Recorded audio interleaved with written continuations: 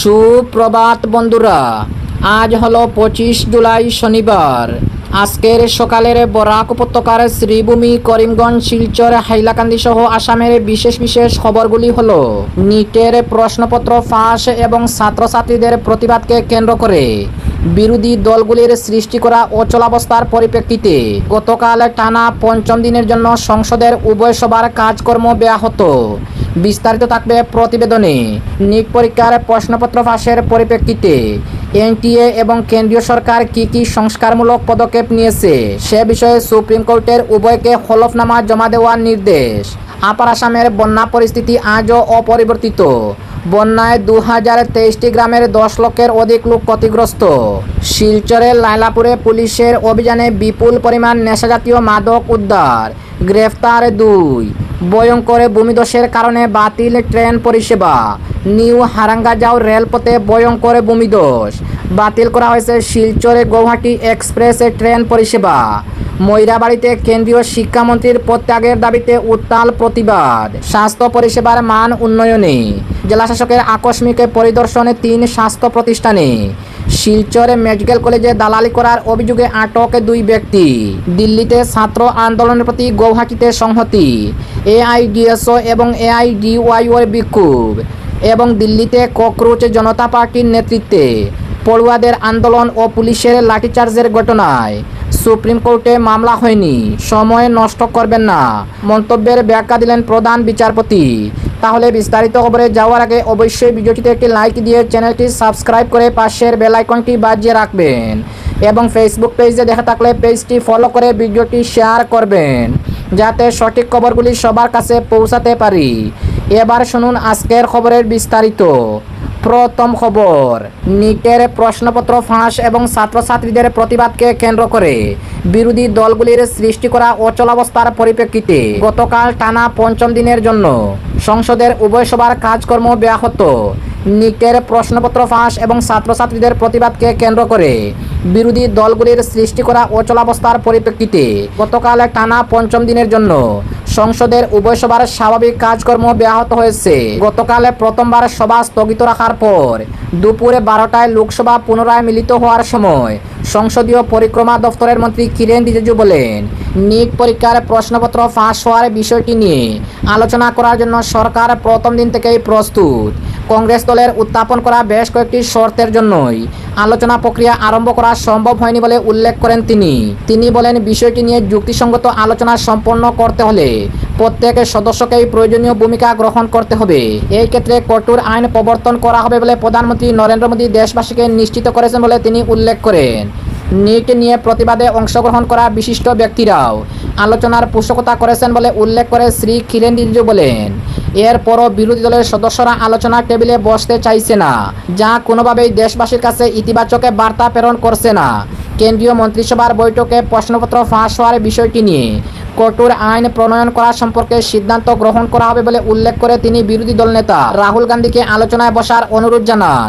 ওই সময় সভা পরিচালনার দায়িত্বে থাকা জগদম্বিকা পাল যদিও বিরোধী দলের সদস্যদের সভা পরিচালনা করার কাজে সহযোগিতা করার আহ্বান জানান, তবে সভায় হুলস্থুলে পরিস্থিতি অব্যাহত থাকায় বিষয়টি গতকালের সভায় কাজকর্ম স্থগিত করার কথা ঘোষণা করে যদিও বিরোধী দলের সদস্যদের সভা পরিচালনা করার কাজে সহযোগিতা করার আহ্বান জানান, তবে সভায় হুলস্থুল পরিস্থিতি অব্যাহত থাকায় তিনি গতকালের সভার কাজকর্ম স্থগিত করার কথা ঘোষণা করে বলেন, আগামী সোমবার সভা পুনরায় মিলিত হবে।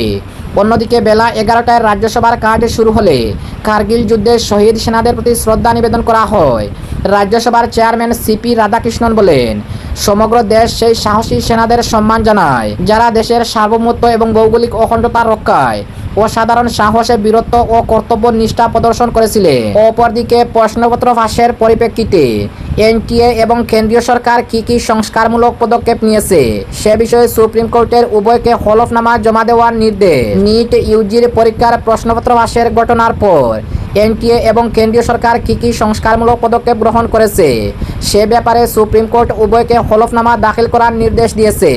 বিচারপতি পিএস নরসিমা এবং বিচারপতি আলোক আদারের ডিভিশন বেঞ্চ এই সংক্রান্ত মামলার শুনানি গ্রহণ করে বলেছে, হলফনামায় শুধুমাত্র সাময়িক বা তাৎক্ষণিক পদক্ষেপের কথা নয়, কী দীর্ঘমেয়াদী সংস্কার নেওয়া হচ্ছে তারও ব্যাখ্যা থাকতে হবে।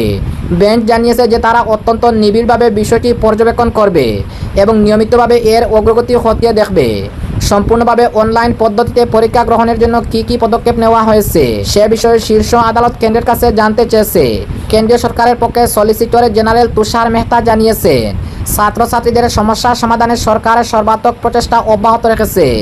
আদালতের সামনে একটি সামগ্রিক চিত্র অথবা একটি পূর্ণাঙ্গ পরিকল্পনা তুলে ধরার জন্য তিনি কিছুটা সময় নিয়েছেন। আগামী 27 জুলাই শুনানির পরবর্তী দিন ধার্য করা হয়েছে। অপরদিকে আপার আসামের বন্যা পরিস্থিতি আজও অপরিবর্তিত। বন্যায় 2023টি গ্রামের 10 লক্ষের অধিক লোক ক্ষতিগ্রস্ত। অসম রাজ্যের বন্যা পরিস্থিতি আজও জটিল রয়েছে।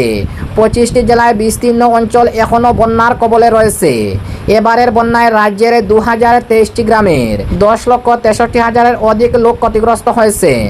এদিকে চলতি বছরে বন্যায় মৃতের সংখ্যা 47 পর্যন্ত বৃদ্ধি পেয়েছে। আসাম রাজ্য দুর্যোগ ব্যবস্থাপনা কর্তৃপক্ষের সূত্র অনুসারে সাম্প্রতিক বন্যায় 25,375 হেক্টরের অধিক জমি এখনও বন্যার জলে প্লাবিত। অসমের মুখ্যমন্ত্রী doctor Himanta Biswa Sarma গতকালে video conferencing ব্যবস্থার মাধ্যমে বন্যায় ক্ষতিগ্রস্ত জেলাসমূহের বিধায়ক, জেলা আয়ুক্ত ও শীর্ষ আধিকারিকদের সঙ্গে বৈঠকে মিলিত হয়ে উদ্ধার ও সাহায্য অভিযানের অগ্রগতির খোঁজ নেন। অপরদিকে শিলচরের লাইলাপুরে পুলিশের অভিযানে বিপুল পরিমাণ নেশাজাতীয় মাদক উদ্ধার, গ্রেফতার 2। অসম মিজোরাম সীমান্তবর্তী লাইলাপুরে মাদকের বিরুদ্ধে বড়সড় অভিযান চালিয়ে বিপুল পরিমাণ সন্দেহভাজন হেরোইন, গাঁজা, বিদেশি সিগারেট ও নগদ অর্থ উদ্ধার করেছে পুলিশ। এ ঘটনায় 2 জনকে গ্রেফতার করা হয়েছে। পুলিশ সূত্রে জানা গেছে, লাইলাপুরে পুলিশে পেট্রোল পোস্টের ইনচার্জ শুভজিৎ দত্তের নেতৃত্বে সাদা পোশাকের একটি বিশেষ দল গোপন সূত্রে প্রাপ্ত তথ্যের ভিত্তিতে সীমান্তবর্তী ফরেস্ট গেট এলাকায় অভিযান চালায়। অভিযানে মনির উদ্দিন লস্কর ও কমরুল ইসলাম মজুমদারের ব্যবসায়িক প্রতিষ্ঠানে তল্লাশি চালানো হয়। তল্লাশিতে 5টি সাবানের কৌটা ও 41টি ছোটো প্লাস্টিকের পাত্র থেকে মোট 86.81 গ্রাম সন্দেহভাজন হেরোইন, 341.6 গ্রাম গাঁজা, 1060টি অর্থাৎ 53 প্যাকেটে বিদেশি সিগারেট এবং নগদ 1,620 টাকা উদ্ধার করা হয়। স্বাধীন সাক্ষীদের উপস্থিতিতে মাদকদ্রব্য নিয়ন্ত্রণ আইনের বিধান অনুযায়ী উদ্ধার হওয়া সব সামগ্রী বাজেয়াপ্ত করা হয়েছে। পুলিশের দাবি, সীমান্তবর্তী এই এলাকায় দীর্ঘদিন ধরেই মাদক পাচার ও নেশাজাতীয় দ্রব্যের অবৈধ কারবারের অভিযোগ উঠেছিল। স্থানীয়দের অভিযোগ, অঞ্চলটি মাদক কারবারিদের নিরাপদ ঘাঁটিতে পরিণত হয়েছে। সেই প্রেক্ষাপটে পুলিশের এই অভিযানকে গুরুত্বপূর্ণ পদক্ষেপ হিসাবে দেখা হচ্ছে। শিলচরে দলাই থানার ভারপ্রাপ্ত কর্মকর্তা সর্মেশ্বর কুয়ার জানান, মাদক পাচার ও অবৈধ নেশাজাতীয় দ্রব্যের বিরুদ্ধে পুলিশের অভিযান ভবিষ্যতেও আরও জোরদারভাবে চলবে। সীমান্তবর্তী এলাকায় নজরদারি বাড়ানো হয়েছে। গ্রেফতার 2 অভিযুক্তকে জিজ্ঞাসাবাদ করে ঘটনার সঙ্গে জড়িত অন্যান্যদের সম্পর্কে তথ্য সংগ্রহের চেষ্টা চালাচ্ছে পুলিশ। অপরদিকে ভয়ঙ্কর ভূমিধসের কারণে বাতিল করা হয়েছে ট্রেন পরিষেবা। নিউ হারাঙ্গাজাওয়ের রেলপথে ভয়ঙ্কর ভূমিধস, বাতিল করা হয়েছে শিলচর গৌহাটি ও গৌহাটি শিলচর এক্সপ্রেস ট্রেন পরিষেবা। টানা বর্ষণের জেরে ডিমা হাসাও জেলার নিউ হারাঙ্গাজাও রেল স্টেশনের কাছে রেলপথে বড় ধরনের ভূমিধসের ঘটনা ঘটেছে। এর ফলে লামডিং বদরপুর পাহাড় লাইনে ট্রেন চলাচল ব্যাহত হয়েছে। যাত্রীদের নিরাপত্তার স্বার্থে উত্তর পূর্ব সীমান্ত রেল 24 ও 25 জুলাই চলাচলকারী 1561 গৌহাটি শিলচর এক্সপ্রেস এবং 1516 শিলচর গৌহাটি এক্সপ্রেস ট্রেন বাতিল করেছে। রেল সূত্রে জানা গেছে, বৃহস্পতিবার রাতে নিউ হারাঙ্গাজাও স্টেশনে 118/13 কিলোমিটার অংশে প্রায় 200 মিটার এলাকা জুড়ে 1 ও 2 নম্বর লাইনের নিচে মাটি ধসে পড়ে। এতে রেল লাইনের ভিত্তি দুর্বল হয়ে পড়ে এবং 2টি লাইন বেঁকে যাওয়ায় সেখানে ট্রেন চলাচলে ঝুঁকিপূর্ণ হয়ে ওঠে। ফলে এই 2 লাইনে ট্রেন চলাচল সম্পূর্ণ বন্ধ রাখা হয়েছে। বর্তমানে শুধুমাত্র 3 নম্বর লাইন দিয়ে ঘন্টায় সর্বোচ্চ 10 কিলোমিটার গতিবেগে ট্রেন চলাচল করানো হচ্ছে। এর জেরে একাধিক যাত্রীবাহী ও মালবাহী ট্রেন বিলম্বে চলাচল করেছে। উত্তর পূর্ব সীমান্ত রেলের প্রকৌশল বিভাগ ক্ষতিগ্রস্ত অংশে যুদ্ধকালীন তৎপরতায় মেরামতির কাজ শুরু করেছে। মাটি ভরাটে রেলপথের ভিত্তি শক্তিশালী করা এবং লাইন পুনর্বিন্যাসের কাজ চলছে। তবে পাহাড়ি এলাকায় প্রতিকূল আবহাওয়ার কারণে সম্পূর্ণ স্বাভাবিক ট্রেন চলাচলে শুরু হতে আরও 3 থেকে 4 দিন সময় লাগতে পারে বলে রেল বিভাগ কর্তৃপক্ষ জানিয়েছে। রেলের শীর্ষ আধিকারিক পরিস্থিতির উপর নিবিড় নজর রাখছে। যত দ্রুত সম্ভব রেল পরিষেবা স্বাভাবিক করতে সব ধরনের পদক্ষেপ নেওয়া হয়েছে। একই সঙ্গে যাত্রীদের যাত্রার আগে সংশ্লিষ্ট ট্রেনের সর্বশেষ অবস্থা যাচাই করে নেওয়ার পরামর্শ দিয়েছে উত্তর পূর্ব সীমান্ত রেল। অপরদিকে ময়রাবাড়িতে কেন্দ্রীয় শিক্ষামন্ত্রীর পদত্যাগের দাবিতে উত্তাল প্রতিবাদ। মরিগাঁও জেলার ময়রাবাড়ি বাজারে মুসলিম ছাত্র সংস্থা মুসায়ের উদ্যোগে কেন্দ্রীয় সরকার ও শিক্ষা বিভাগের গাফিলতির বিরুদ্ধে এক উত্তাল প্রতিবাদী কর্মসূচি পালন করা হয়েছে। মুসলিম ছাত্র সংস্থা সিজেপির প্রতি পূর্ণ সমর্থন জানানোর পাশাপাশি কেন্দ্রীয় শিক্ষামন্ত্রী ধর্মেন্দ্র প্রধানের তাৎক্ষণিক প্রত্যাগের দাবি জানানো হয়।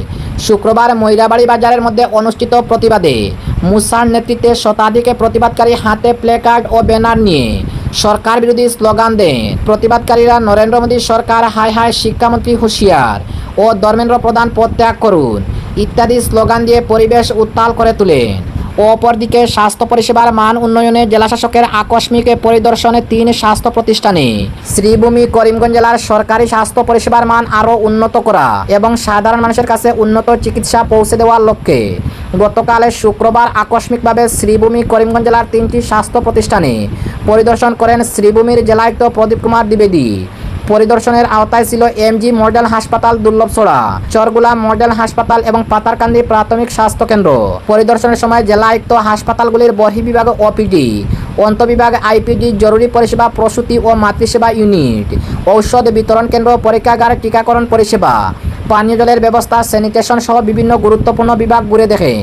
পাশাপাশি রোগীদের জন্য উপযুক্ত চিকিৎসা পরিষেবা, প্রয়োজনীয় ঔষধের মজুদ, আধুনিক চিকিৎসা সরঞ্জামের ব্যবহার এবং হাসপাতালের সামগ্রিক পরিষেবার মানও তিনি খতিয়ে দেখেন।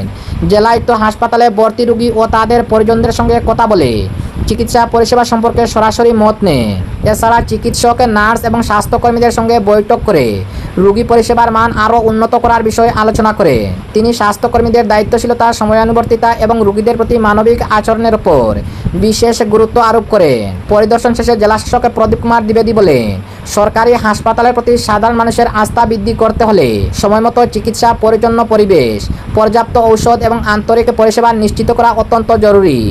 যেসব ক্ষেত্রে ঘাটতি বা উন্নয়নের প্রয়োজন রয়েছে সেগুলি দ্রুত চিহ্নিত করে প্রয়োজনীয় ব্যবস্থা নেওয়ার জন্য সংশ্লিষ্ট কর্তৃপক্ষকে নির্দেশ দেন তিনি। জেলা প্রশাসনের পক্ষ থেকে জানানো হয়েছে, প্রত্যন্ত এলাকার মানুষ যাতে মানসম্মত স্বাস্থ্য পরিষেবা পান সে লক্ষ্যেই নিয়মিত পরিদর্শন, মূল্যায়ন এবং প্রয়োজনীয় উন্নয়নমূলক পদক্ষেপ গ্রহণ করা হবে। জেলায়ুক্তের এই আকস্মিক পরিদর্শনকে স্বাগত জানিয়েছে রোগী, তাদের পরিবার পরিজন এবং স্থানীয় বাসিন্দারা। তাদের মতে প্রশাসনের এমন নিয়মিত নজরদারি সরকারি স্বাস্থ্য প্রতিষ্ঠানের পরিষেবার মান উন্নয়নে ইতিবাচক প্রভাব ফেলবে এবং স্বাস্থ্যকর্মীদের মধ্যে দায়িত্ববোধ ও জবাবদিহিতা আরও বাড়বে। অপরদিকে শিলচর মেডিকেল কলেজে দালালি করার অভিযোগে আটক 2 ব্যক্তি। শিলচর মেডিকেল কলেজ ও হাসপাতালের ব্লাড ব্যাংকে দালালির অভিযোগে 2 ব্যক্তিকে হাতে নাতে আটক করছে হাসপাতাল কর্তৃপক্ষ। পরে তাদের গুঙ্গুর পুলিশ ফাঁড়ির হাতে তুলে দেওয়া হয়। ধৃতরা হলেন সুমন সিং, বয়স 36 ও প্রদীপ মাহালি, বয়স 37। তাদের বাড়ি কাছাড় জেলার সুনাই বিধানসভা এলাকার বিন্নাকান্দি অঞ্চলে। জানা গেছে, শ্রীভূমি জেলার রামকৃষ্ণনগরের বাসিন্দা তৈমুন্নেসা, বয়স 35, গত শনিবার থেকে শিলচরের মেডিকেল কলেজ হাসপাতালে প্রসূতি বিভাগে চিকিৎসাধীন রয়েছে। চিকিৎসকদের পরামর্শ অনুযায়ী তার জন্য রক্তের প্রয়োজন হলে পরিবারের সদস্যরা রক্তের ব্যবস্থা করতে উদ্যোগী হন। সে সময় এক ব্যক্তি তাদের কাছে এসে দ্রুত রক্তের ব্যবস্থা করে দেওয়ার আশ্বাস দেন। পরে রোগীর স্বামী নামর উদ্দিনের সঙ্গে অভিযুক্তদের যোগাযোগ হয়। অভিযোগের রক্তের ব্যবস্থা করে দেওয়ার বিনিময়ে অভিযুক্তরা 5,500 টাকা দাবি করে। পরিবারের সদস্যরা টাকা দেওয়ার প্রস্তুতি নেওয়ার সময় হাসপাতাল কর্তৃপক্ষের সন্দেহ হলে 2 ব্যক্তিকে হাতে নাতে আটক করা হয় এবং পরে তাদের গুঙ্গুর পুলিশ ফাঁড়িতে সোপর্দ করা হয়। তবে ধৃত 2 ব্যক্তি অভিযোগ অস্বীকার করে দাবি করেছে তারা রক্তের জন্য কোনো অর্থ দাবি করেননি। তাদের বক্তব্য, শুধুমাত্র চা নাস্তার খরচ বাবদ কিছু টাকা চেয়েছিলেন। শিলচর মেডিকেল কলেজ হাসপাতালের ডাক্তার বিকাশ সানাল জানান, হাসপাতাল চত্বরে সক্রিয় দালাল চক্র ও চোর চক্রের বিরুদ্ধে ধারাবাহিকভাবে কঠোর অভিযান চালানো হচ্ছে। তিনি রোগীর পরিবারকে কোনো দালালের প্রলোভনে না পড়ে সরাসরি হাসপাতাল কর্তৃপক্ষের সঙ্গে যোগাযোগ করার আহ্বান জানান। এদিকে এক ঘটনার তদন্ত শুরু করেছে গুঙ্গুর পুলিশ। তদন্ত শেষে প্রকৃত ঘটনা সামনে আসবে বলে পুলিশ সূত্রে জানানো হয়েছে। অপরদিকে দিল্লিতে ছাত্র আন্দোলনের প্রতি অসমের গৌহাটিতে সংহতি, এআইডিএসও এবং এআইডিওয়াইওর বিক্ষোভ। দিল্লি সহ দেশের বিভিন্ন প্রান্তে ছাত্রছাত্রীদের দাবিকে কেন্দ্র করে চলমান আন্দোলনের প্রতি সংহতি জানিয়ে গতকাল শুক্রবার অসমের গৌহাটিতে বিক্ষোভে কর্মসূচি পালন করল all India democratic student organisation এবং all India democratic youth organisation দুই সংগঠনের কেন্দ্রীয় কাউন্সিলের দেশব্যাপী সংহতি দিবস পালনের আহ্বানে সাড়া দিয়ে শহরের বলবো পয়েন্টে যৌথভাবে এই কর্মসূচির আয়োজন করা হয়। বিক্ষোভে অংশগ্রহণকারীরা কেন্দ্রীয় শিক্ষামন্ত্রী ধর্মেন্দ্র প্রধানের পদত্যাগ, ন্যাশনাল টেস্টিং এজেন্সি এনটিএ বিলুপ্তি এবং বিভিন্ন পরীক্ষার প্রশ্নপত্র ফাঁসের সঙ্গে জড়িতদের দ্রুত শনাক্ত করে দৃষ্টান্তিমূলক শাস্তির দাবিতে স্লোগান দেন। এবং আজকের শেষ খবরটি, দিল্লিতে ককরোচ জনতা পার্টির নেতৃত্বে পড়ুয়াদের আন্দোলন ও পুলিশের লাঠিচার্জের ঘটনায় সুপ্রিম কোর্টে মামলা করা হয়নি, সময় নষ্ট করবেন না মন্তব্যের ব্যাখ্যা দিলেন প্রধান বিচারপতি। দিল্লিতে ককরোচ জনতা পার্টির নেতৃত্বে পড়ুয়াদের আন্দোলনে পুলিশের বর্বরোচিত লাঠিচার্জের ঘটনায় সুপ্রিম কোর্টে জনস্বার্থ মামলার আবেদন হয়। সেই আবেদনে সুপ্রিম কোর্টের প্রধান বিচারপতি সূর্যকান্ত বলেন, আমাদের সময় নষ্ট করবেন না, নিজের সময়ও নষ্ট করবেন না, এরকমই দাবি করে সংবাদ মাধ্যমে খবর করা হয়েছিল। সেই প্রতিবেদনের দাবি সম্পূর্ণ মিথ্যা বলে শুক্রবার দাবি করেন প্রধান বিচারপতি। এদিন আদালতে বিষয়টি স্পষ্ট করে প্রধান বিচারপতি জানান, এই বিষয়ে সুপ্রিম কোর্টে কোনো রিট পিটিশন বা মামলা দায়ের হয়নি। দেশের প্রধান বিচারপতির ব্যাখ্যা, তার সামনে শুধুমাত্র একজন আইনজীবীর পাঠানো একটি চিঠি বা আবেদনপত্র পেশ করা হয়েছিল, কোনো পিটিশনে জমা দেওয়া হয়নি। প্রধান বিচারপতি বলে, গত দুদিনে সম্পূর্ণ মিথ্যা কথা ছড়ানো হয়েছে, সংবাদ মাধ্যমে কোনো দায়বদ্ধতা ছাড়াই মিথ্যা খবর প্রচার করছে। বলা হচ্ছে প্রধান বিচারপতি নাকি বিষয়টি তালিকাভুক্ত করতে অস্বীকার করেছেন। গতকাল সকাল 10টা পর্যন্ত একটি পাতাও জমা পড়েনি। এটি ছিল কেবল একটি আবেদনপত্র যা মিশ্র নামে কেউ একজন পাঠিয়েছিলেন। আমি কিভাবে সেই আবেদনটিকে রিট পিটিশন হিসাবে গণ্য করতে পারি? অথচ মানুষজন বেপরোয়াভাবে এ নিয়ে খবর প্রচার করতে শুরু করেছে।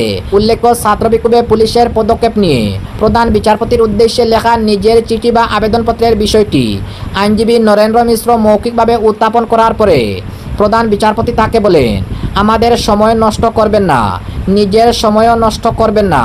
আইনজীবী যখন বলেন তার কাছে পুলিশের বেপরোয়া লাঠিচার্জের ভিডিও রয়েছে, তখন প্রধান বিচারপতি উত্তরে বলেন, আমরা ভিডিওর ব্যাপারে আগ্রহী নই, সেগুলো দেখার সময় আমাদের নেই।